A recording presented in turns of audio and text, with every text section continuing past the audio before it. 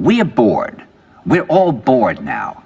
But has it ever occurred to you, Wally, that the process that creates this boredom that we see in the world now may very well be a self-perpetuating, unconscious form of brainwashing created by a world totalitarian government based on money, and that all of this is much more dangerous than one thinks, and it's not just a question of individual survival, Wally, but that somebody who's bored is asleep, and somebody who's asleep will not say no?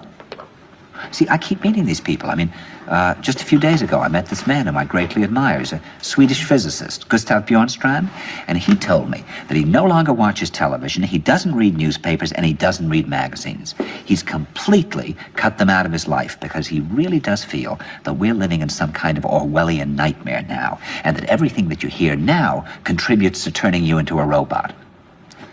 And when I was at Findhorn, I met this extraordinary English tree expert who had devoted his life to saving trees. Just got back from Washington, lobbying to save the redwoods. He's 84 years old. He always travels with a backpack because he never knows where he's going to be tomorrow. And when I met him at Findhorn, he said to me, "Where are you from?" And I said, "New York." He said, "New York, yes, that's a very interesting place. Do you know a lot of New Yorkers who keep talking about the fact that they want to leave but never do?" And I said, "Oh, yes." And he said, "Why do you think they don't leave?" I gave him different banal theories. He said, "Oh, I don't think it's that way at all." He said, "I think that New York is the new model for the new concentration camp, where the camp has been built by the inmates themselves, and the inmates are the guards, and they have this pride in this thing they've built. They've built their own prison, and so they exist in a state of schizophrenia, where they are both guards and prisoners, and as a result, they no longer have, having been lobotomized, the capacity to leave the prison they've made, or to even see it as a prison." And then he went into his pocket and he took out a seed for a tree and he said, "This is a pine tree." He put it in my hand and he said, "Escape before it's too late. Get out of here."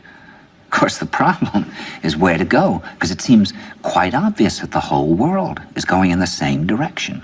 See, I think it's quite possible that the 1960s represented the last burst of the human being before he was extinguished. And that this is the beginning of the rest of the future now, and that from now on there'll simply be all these robots walking around, feeling nothing, thinking nothing.